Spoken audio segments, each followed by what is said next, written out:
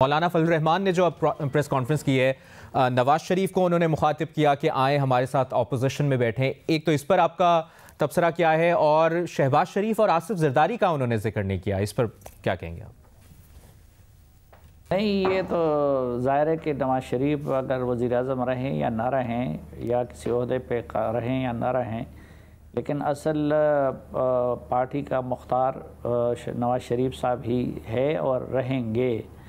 इसी तरह जरदारी साहब किसी ओहदे पे रहें या ना रहें, लेकिन पीपल्स पार्टी के मुख्तार वही हैं और रहेंगे। इसी तरह JUI में भी मौलाना फजल रहमान साहब किसी हुकूमती ओहदे पे रहे या ना रहें, पिछले दौर में आपने देखा वो असम्बली के रुकन नहीं थे, लेकिन इख्तियार तो मौलाना फजल रहमान साहब ही का चलता था। तो इसीलिए उन्होंने नवाज शरीफ साहब को एड्रेस किया है। बाकी अगर वो ये कहते हैं कि वो, लेकिन साथ मौलाना साहब ने एक और बात भी कही है कि तमाम तर तहफ़्फ़ुज़ात के बावजूद वो असम्बलियों में बैठेंगे। अब असम्बलियों को या इलेक्शन को तस्लीम न करने का तो फिर एक मंतिकी नतीजा ये निकलता है कि री इलेक्शन का मुतालबा किया जाए। तो री इलेक्शन की कीमत अदा करने के लिए कोई भी तैयार नहीं है। हाँ, एक लिहाज से मौलाना फजल रहमान साहब का शिकवा बजा है, क्योंकि इस इलेक्शन में सिक्योरिटी के जो ख़तरात रहे उनको और उनकी टीम के बाकी लोगों को, तो वो बड़े जेनवन थे। और ये हकीकत है कि खैबर पख्तूनख्वा में वो उसी तरह इलेक्शन कैंपेन नहीं कर सके जिस तरह PTI करती रही या कुछ और जमातें करती रही।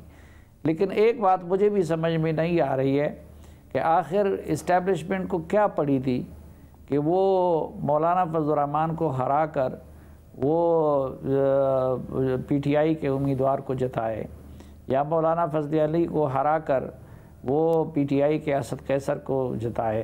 ये मंतिक मेरी समझ से बालातर है कि आखिर अगर तो मुस्लिम लीग नून को हर सीट पे जतवाया जाता तो फिर तो हम शक कर सकते थे, या पीपल्स पार्टी को जतवाया जाता तो हम शक कर सकते थे कि इस्टेब्लिशमेंट की तरफ से दांधी हुई है मौलाना फजल रहमान के ख़िलाफ़। लेकिन ये मंतिक हमें समझ नहीं आती कि पता नहीं मौलाना फजल रहमान को हरवा कर इस PTI को जितवाने में इस्टेब्लिशमेंट को क्या फ़ायदा हुआ है।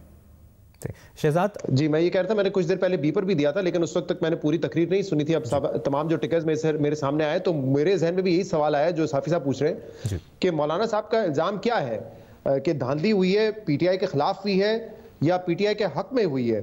और अगर वो कह रहे हैं कि एस्टैब्लिशमेंट इसकी जिम्मेदार है, तो वाकई ये खैबर पख्तूनख्वा में PTI को इस सियासी माहौल में ये कैसे हम मान लें कि PTI को जितवा के फजल रहमान साहब को हराया है। और दूसरी तरफ वो नवाज शरीफ साहब को कह रहे हैं कि आप हमारे साथ ऑपोजिशन में बैठे हैं। अब PTI का तो क्लेम ये है कि हम बहुत सारी सीटें जीते हैं और हमारी सीटें हमें हरवा के नवाज शरीफ साहब को जिताए। तो अगर नवाज शरीफ साहब को जितवाए तो फिर नवाज शरीफ साहब उस एहसान के बाद फिर वो ऑपोजिशन में आके क्यों बैठेंगे? तो मैं जरा ये समझने से कासिर हूँ कि फजल रहमान साहब का इल्जाम किस पे है। क्या वो ये कह रहे हैं कि PTI का इल्जाम दुरुस्त है कि धांधली हुई है, या वो ये कह रहे हैं कि PTI के हक में धांधली हुई है?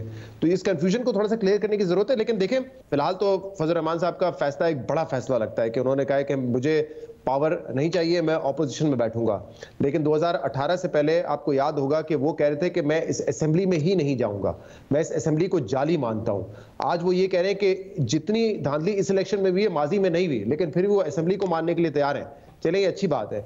लेकिन अब सवाल ये कि क्या नून लीग और दीगर जमातें उनको कन्विंस कर लेंगी कि आप बहरहाल बैठे हमारे साथ इत्तेहादी हुकूमत में? तो उस वक्त तक वो अपना फैसला बदलते हैं या नहीं बदलते, ये देखना पड़ेगा। फिलहाल ये एक सिंबॉलिकली बड़ा फैसला इस लिहाज से भी है कि वो PDM के सरबराह थे, और जैसे भी सब बात कर रहे थे, ये PDM की कंटिन्यूटी बनने जा रही है, लेकिन माइनस मौलाना फजल रहमान साहब। तो लेट्स सी कि वो अपने फैसले पे कायम रहते हैं या फैसला बदल लेते हैं। 2018 की जो मैं मिसाल दे रहा हूँ, उन्होंने कहा था मैं इस असेंबली को नहीं तस्लीम करता, लेकिन जब कन्विंस किया गया दीगर जमातों की तरफ से तो वो असेंबली में आए, असेंबली में 5 साल गुजारे, बाद में उस असेंबली में उनको कन्विंस कर लिया जाएगा और वो कन्विंस हो जाएंगे। सही जी, बाजार ऐसे ही लगता है माजी को देखते हुए। महमल, आपको भी यही लगता है कन्विंस हो जाएंगे मौलाना फजल रहमान?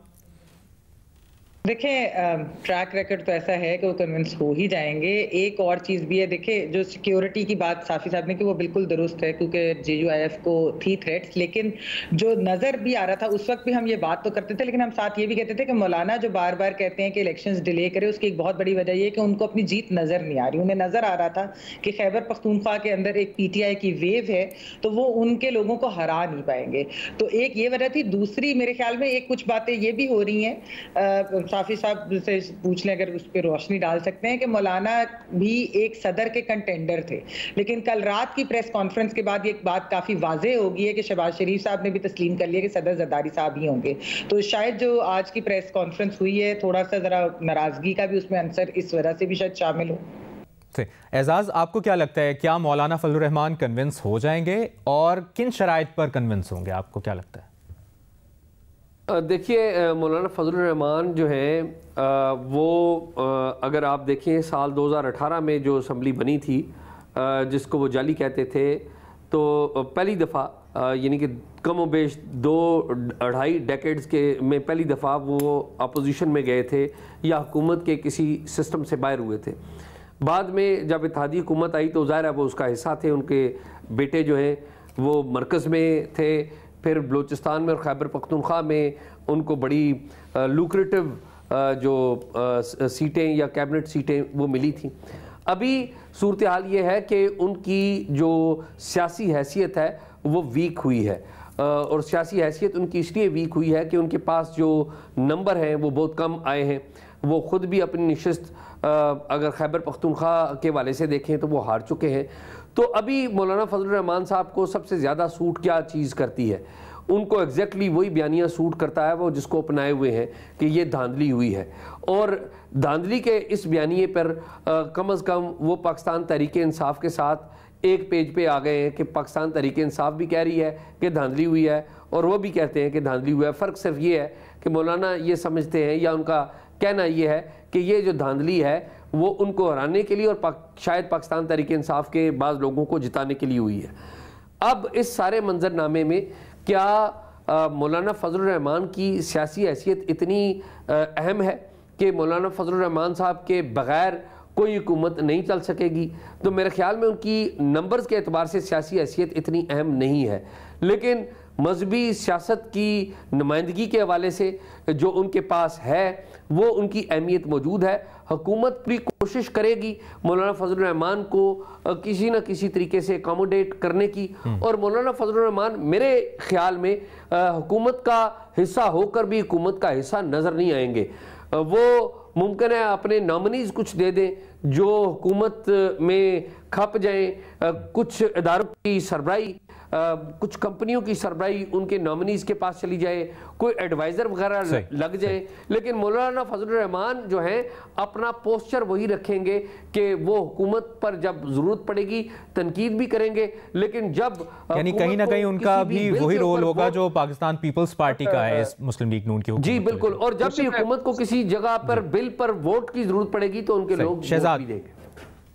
और बलूचिस्तान में तो उनकी अच्छी खासी नशिस्तें हैं साफी साहब, वहां पे तो गालिबन किसी ना किसी सूरत में JUIF अकोमोडेट होगी, क्या ख्याल है आपका इस बारे में?